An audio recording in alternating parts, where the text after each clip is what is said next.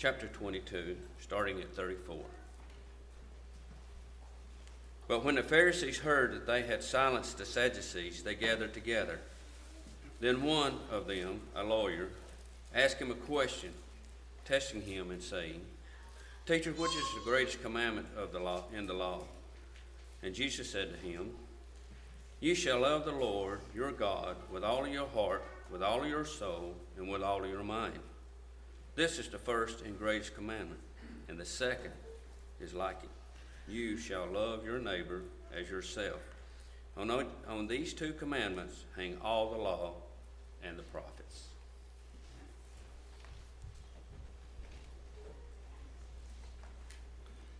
Very hard to believe that we're now in a worship service in the year 2016.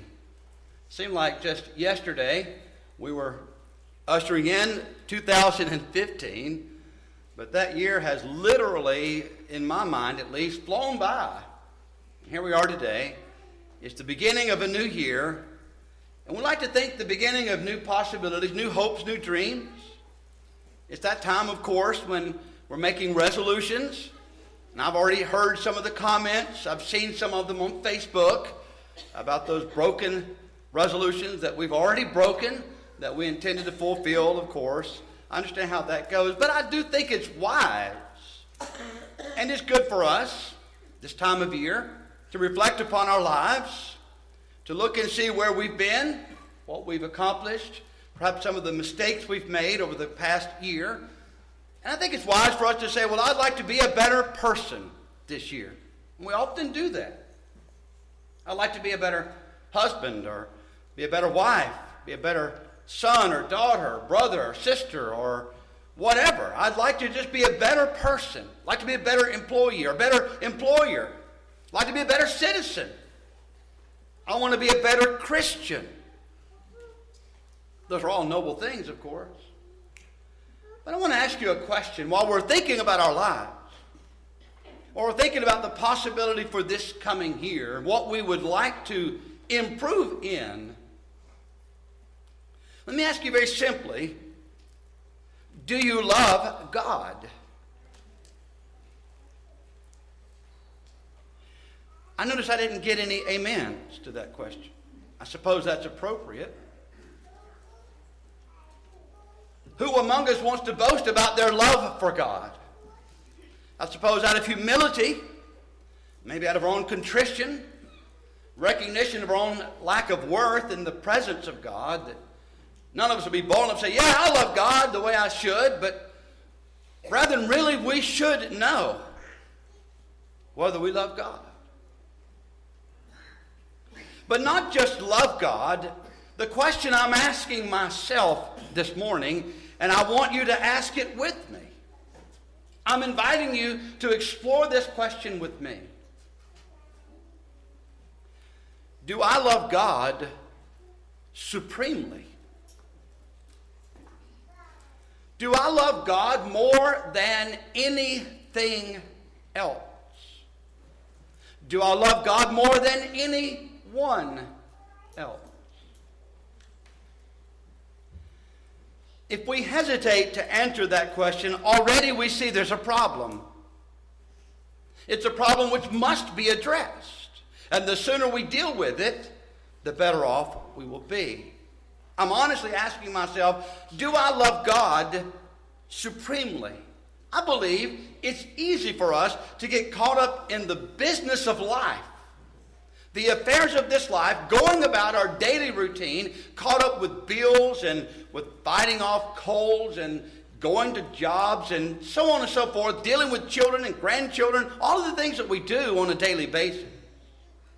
We really don't stop to take time and ask, where am I spiritually, and how do I stand before God, and do I love God supremely? Notice what Jesus said as he was being tested by the lawyer. What's the greatest commandment in the law? And the greatest commandment, according to Jesus, is to love God with all of your heart, your mind, and your soul.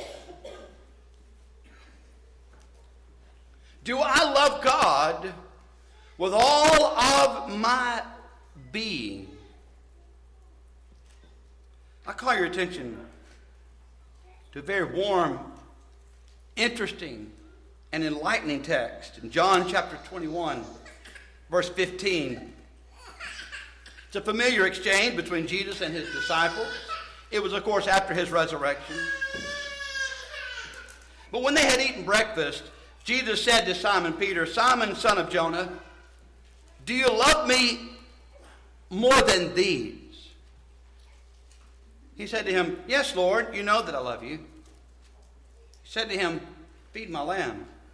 He said to him a second time, "Simon, son of Jonah, do you love me?" He said to him, "Yes, Lord, you know that I love you." He said to him, "Tend my sheep."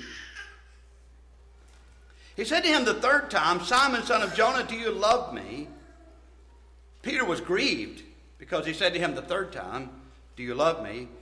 And he said to him, "Lord, you know all things. You know that I love you." Jesus said to him, "Feed my sheep." Jesus was asking Peter the very question I'm asking you today, and I'm asking myself. Do we love God more than these? Raises an interesting question in my mind. What or who are these? You go back to John 21, you read about it. There was a great catch of fish. In fact, there were 153 large fish caught on this occasion. And I know as a fisherman myself, if I had just landed 153 large fish, and they were there, dancing about on the seashore, and someone said, "Do you love me more than these?" he might have been talking about that large catch of fish, because fishermen enjoy catching fish and bragging about the fish that they've caught, and sometimes very proud, The fish story gets a little bigger as time goes, but maybe he's talking about the catch of fish, or maybe Jesus was thinking about the business of fishing. It was, after all, Peter's livelihood. Maybe he was thinking about all that's associated with fishing. The nets, the boat, all the crew, everything else. Do you love me more than these? Or maybe Jesus was simply looking around that group assembled there at breakfast. He's looking at the other disciples. Do you love me, Peter, more than you love them? I believe the text is purposefully vague. It's vague because there's nothing or no one that should take the place of God when it comes to loving him with all of our heart, mind, soul, and strength. Our affection, our love must be on heavenly things. God and heaven must have first priority in our lives. And so the question I'm really asking, is God first in your life? If you then be risen with Christ, seek those things which are above, where Christ sitteth on the right hand of God. Set your affection on things above, not on things on the earth, for you are dead, and your life is hid with Christ in God. When Christ, who is our life, shall appear, then shall you also appear with him in glory. Paul was saying this to the Christians at Colossae. He was reminding them, since you've obeyed the gospel, you need to make sure that you put your heart, your affection, your mind on heavenly things. And so as we think about our lives at the beginning of 2016, do I love God supremely? All things are vain. All that I do is meaningless if it is not motivated by genuine love for God. Though I speak with the tongues of men and of angels, but have not love, I become sounding brass or a clanging cymbal. And though I have the gift of prophecy and understand all mysteries and all knowledge, and though I have all faith so that I could remove mountains, but have not love, I am nothing. Though I bestow all my goods to feed the poor, though I give my body to be burned, have not love, it profits me nothing. Love suffers long and is kind. Love does not envy. Love does not parade itself, is not puffed up, does not behave rudely, does not seek its own, is not provoked, thinks no evil, does not rejoice in iniquity, but rejoices in the truth, bears all things, believes all things, hopes all things, endures all things. I could be the greatest preacher in the world. People could flock to hear me preaching from all around the world. And if my preaching is not motivated by love, of what value is it to me? You may give all that you have to feed the poor. You may even burn your body at the stake in the name of Christ, but if you're doing so and not motivated by supreme love for God, it is a waste. And so when I ask, do you love God supremely? It is a supremely important question and one that we must come to terms with.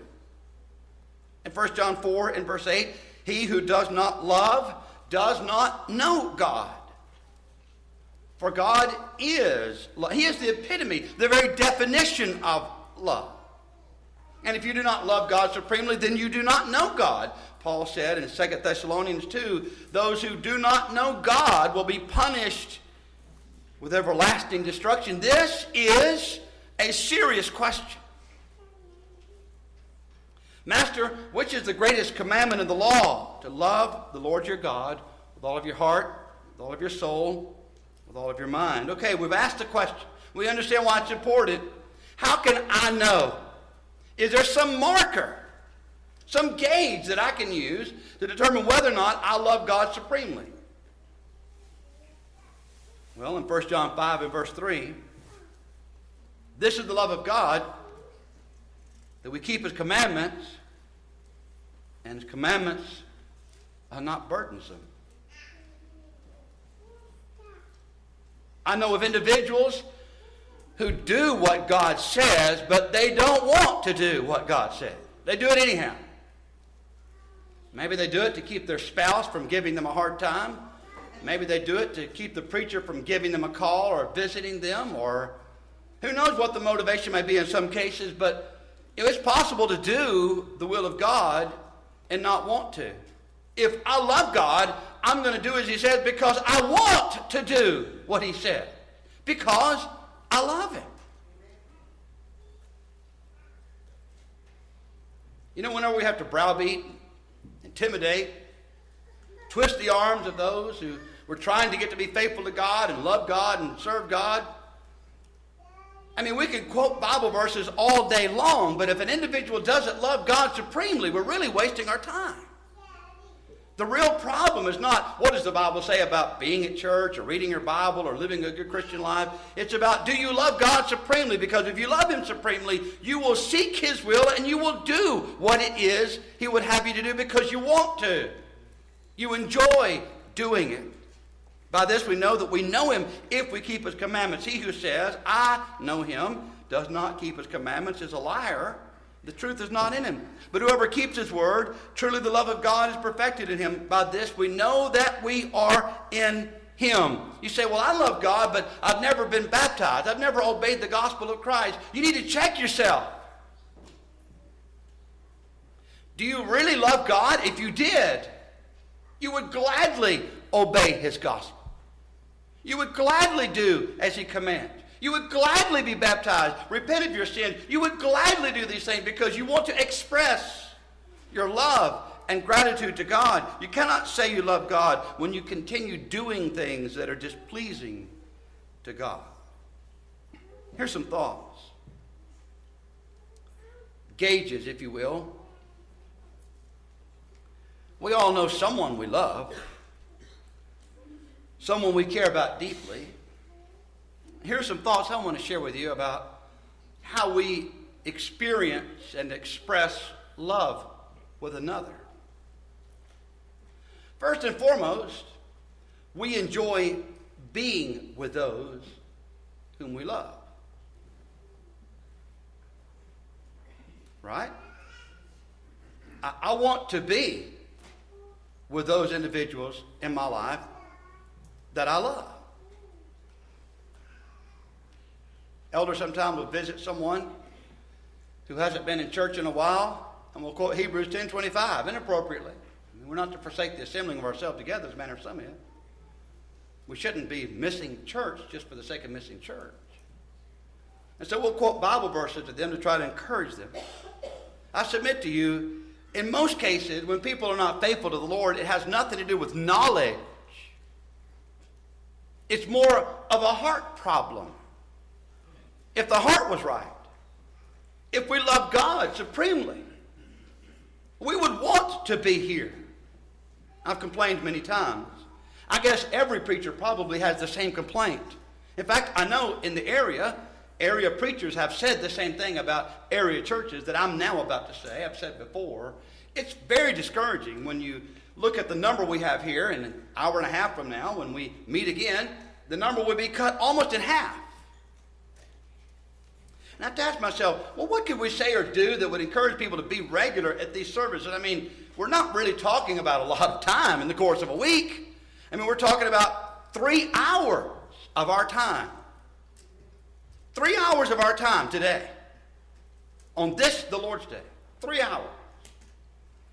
And you say, well, I'd like to find something to say, some clever words, or maybe some Bible verse nobody's ever heard of before, or something that would cause people to see the need to be here, but really, it shouldn't even be addressed that way. It should be addressed the way we're looking at it now. And the question is simply this: do you love God?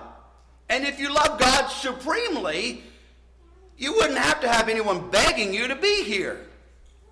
You'd be begging the elders to have more services. Hey, let's do this more often. I like being here because I know what Jesus said, where 2 or 3 are gathered together. There am I in the midst. I want to be there because I love God supremely. I want to be a part of that.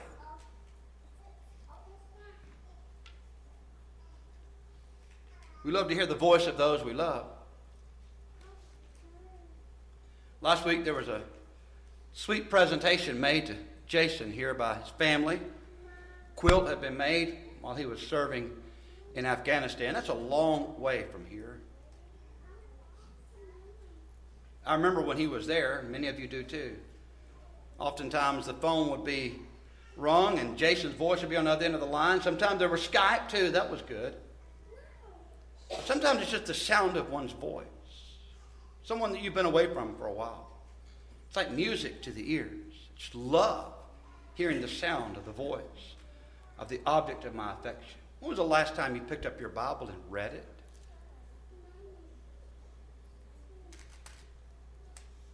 How much do you love God?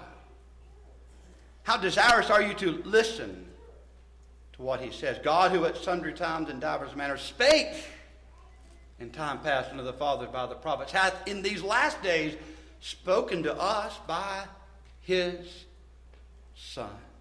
God has spoken to us. The question is, are we listening to him? Do we want to hear what he has to say? You know, we look forward to sharing our feelings, our thoughts, our dreams, our hopes, our fears with those whom we love. We sometimes sing, ere you left your room this morning, did you think to pray? Well, I have a confession to make. I know that this year is a year that I want to improve my prayer life.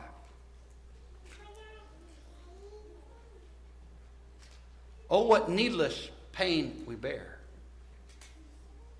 How foolish it is for us to have such a wonderful avenue of approach to God on a daily basis. When we can pour out our concerns, our fears, our temptations. We can ask God to help us, to bless us, to be with us. We can share with him what's on our minds because he wants to hear from us. Pray without ceasing, God says to us. He wants to hear from us. You know, I like sharing my thoughts and feelings with those I love. What about you? We go to great lengths to please the object of our affection. And sometimes you hear the guy say to the girl, if I could give you the moon, I would. She just like a ring, you know, just anything. You know, but I'd give you the moon if I could. But that's how we feel. We want to show the object of our affection, how much we care for them, how much we love them. Reminds me of what Jesus said in his prayer in the Garden of Gethsemane, not my will, but thine be done. In the Sermon on the Mount, Matthew 6:10, as Jesus gave us the model of prayer, he said, thy will be done on earth as it is in heaven. In other words, I want to see God's will fulfilled in my life and in the lives of those I care about.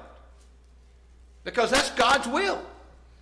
And I want to do what pleases him. We sacrifice and give liberally to those we love. And yet Paul will say to the Corinthians, as he would no doubt say to us, he that sows sparingly will reap sparingly. He that sows bountifully will reap bountifully. Do we give cheerfully? Do we give as we've been prospered? Do we give of our, not only our money, but our time, our energy, our effort? Here's a thought. We're greatly concerned about the success of those we love. Parents are often brimming with pride over their children because they see them growing and developing, and having children of their own, a place of their own, good careers of their own, good health. I mean, we're very happy, very thankful when we can share these things with our children, and we're happy for them even when they have more than we have. And they can share those things, but we can share each other. What a great joy, what a great blessing. We want those that we love to succeed. Well, what about the church? Do we want the church to succeed? Are you helping to build the church by supporting her efforts, supporting her services? Or are you tearing the church down with a negative attitude, with negative words?